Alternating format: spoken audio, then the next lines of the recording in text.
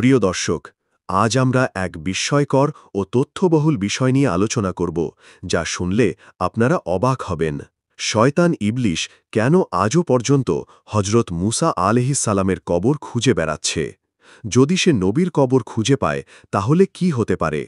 আর কেনই বা হজরত মুসা আলাইহিসসালামের কবর মানুষের চোখের আড়ালে রাখা হয়েছে? এই সমস্ত প্রশ্নের উত্তর জানতে আমাদের সাথেই থাকুন এবং ভিডিওটি শেষ পর্যন্ত দেখতে থাকুন। ইসলামের ইতিহাসে হজরত মুসা আলাইহিসসালাম একজন অত্যন্ত গুরুত্বপূর্ণ নবী ও রাসূল। তিনি ছিলেন আল্লাহ তাআলার মনোনীত একজন বিশেষ পয়গম্বর। কোরআনে অন্যান্য নবীদের তুলনায় তার কথা সবচেয়ে বেশিবার উল্লেখ করা হয়েছে। পবিত্র কোরআনের ৩০ পারার মধ্যে ২৮ পারাতেই মুসা আহের বিভিন্ন ঘটনা বর্ণিত হয়েছে। ৩৬টি সূরায় তার নাম ১২০ বার এসেছে। আল্লাহ তাআলা অন্যান্য নবীদের তুলনায় হজরত মুসাকে অনেক বেশি মোজেজা দান করেছিলেন। কোরআনে হজরত মুসা আহের জীবন ও ইসলাম প্রচারে তার অবদান সম্মানের সাথে বর্ণিত হলেও খ্রিস্টান ধর্মের ধর্মগ্রন্থ বাইবেলে কিছু ভিন্ন কথা উল্লেখ করা হয়েছে। বাইবেলের কিছু আয়াতে হজরত মুসা আহের উম্মতকে অন্যান্য নবীদের চেয়ে কম নেয়ামতপ্রাপ্ত বলা হয়েছে। এমনকি বাইবেলের ভাগ্য নির্ধারক বিষয়ক একটি আয়াতে উল্লেখ আছে যে হজরত মুসা আহের বনি ইসরায়েলকে মিশর থেকে বের করে আনার মাধ্যমে একটি বড় ভুল করেছিলেন, যার কারণে আল্লাহ তাকে শাস্তি দিয়েছিলেন। বাইবেলে আরও বলা হয়েছে যে আল্লাহ তাআলা মুসা আহকে সেই স্থানটি দেখিয়েছিলেন যা তার পূর্ববর্তী নবীগণের উম্মতদের আবাসস্থল ছিল, কিন্তু সেখানে যেতে নিষেধ করেছিলেন। ধারণা করা হয় বাইতুল মোকাদ্দাসে হজরত মুসা আহের মৃত্যু হয়, কিন্তু তার কবর কোথায় তা আজও পর্যন্ত অজানা। খ্রিস্টান ধর্মের ধর্মীয় গ্রন্থ অনুযায়ী শয়তান আজও হজরত মুসা আহের কবর খুঁজে বেড়াচ্ছে। বাইবেলের নিউ টেস্টামেন্টে এর কারণ উল্লেখ করা হয়েছে। সেখানে বলা হয়েছে, ফেরেশতা মিকায়েল যখন মুসা আহের লাশ নিয়ে যাচ্ছিলেন তখন ইবলিশের সাথে তার এক দ্বন্দ্ব হয়। সে সময় মিকায়েল ইবলিশের বিরুদ্ধে সরাসরি কোনো অভিযোগ করেননি, শুধু বলেছিলেন, আল্লাহর লানত তোমার উপর বর্ষিত হোক। কিছু খ্রিস্টান মনে করেন এই আয়াতটি অত্যন্ত গুরুত্বপূর্ণ। এখানে আল্লাহ এবং ইবলিশের মধ্যে হজরত মুসা আহের কবরের অবস্থান নিয়ে এক বিস্ময়কর সংঘাতের চিত্র বর্ণিত হয়েছে। অন্য একটি মত অনুযায়ী ইবলিশ হজরত মুসা আহের কবর এজন্য খুঁজছে যাতে সে তার দেহ কবর থেকে তুলে অসম্মান করতে পারে।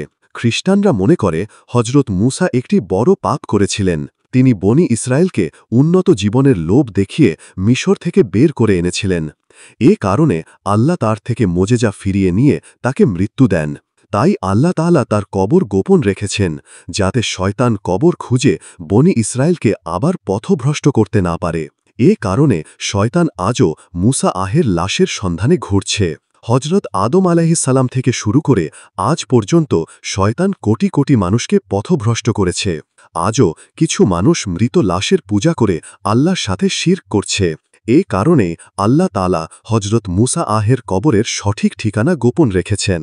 ইসলামের ইতিহাসে হজরত মুসা আহের রৌজা মোবারকের সঠিক অবস্থান জানা না গেলেও কিছু কিতাব ও হাদিসে এর সম্ভাব্য ধারণা পাওয়া যায়। বুখারী শরীফের একটি হাদিসে বর্ণিত আছে, রাসূলুল্লাহ সাল্লাল্লাহু আলাইহি ওয়াসাল্লাম বলেছেন, মালাকুল মউত হজরত আজরাইল কে হজরত মুসা আহের রূহ কবজ করার জন্য পাঠানো হয়েছিল, কিন্তু মুসা মালাকুল মউতের চোখে আঘাত করেছিলেন। এরপর আল্লাহ তাআলা মালাকুল মউতকে পুনরায় হজরত মুসার কাছে যেতে বলেন এবং বলতে বলেন তিনি যেন একটি গরুর পিঠে হাত রাখেন। তার হাতের নিচে যতগুলো পশম পড়বে তত বছর তিনি হায়াত পাবেন। মুসা জানতে চাইলেন, এরপর কি হবে? আল্লাহ বলেন, এরপর মৃত্যু। হজরত মুসা বললেন, তাহলে এখনই হোক। হজরত মুসা আল্লাহ তাআলার কাছে দোয়া করেছিলেন যেন তিনি বাইতুল মোকাদ্দাসের কাছাকাছি কোথাও মারা যেতে পারেন। রাসূলুল্লাহ বলেছেন, আমি যদি সেখানে থাকতাম তাহলে পথের পাশে লাল বালুর টিলার কাছে তার কবর দেখিয়ে দিতে পারতাম। অন্য একটি বর্ণনায় পাওয়া যায় মুসা তার জীবনের শেষ সময়ে তিহ প্রান্তরে কাছে অবস্থান করছিলেন। আরেকটি বর্ণনায় জানা যায় হজরত মুসা একটি কবরের পাশ দিয়ে যাচ্ছিলেন। সেখানে তিনি একজন ফেরেশতাকে সুন্দর একটি কবর খুঁড়তে দেখেন। তিনি ফেরেশতাকে জিজ্ঞেস করলেন, এটি কার কবর? ফেরেশতা উত্তর দিলেন, এটি আল্লাহর এক নেক বান্দার কবর। আপনি চাইলে এই কবরটি আপনার হতে পারে। হজরত মুসা সেই কবরে শুয়ে পড়লেন এবং সেখানেই শেষ নিঃশ্বাস ত্যাগ করলেন। এরপর ফেরেশতাগণ তার জানাজা পড়িয়ে তাকে সমাহিত করেন। এ বিষয়ে যদি আপনার কোনো প্রশ্ন থাকে তাহলে কমেন্টে জানাতে পারেন।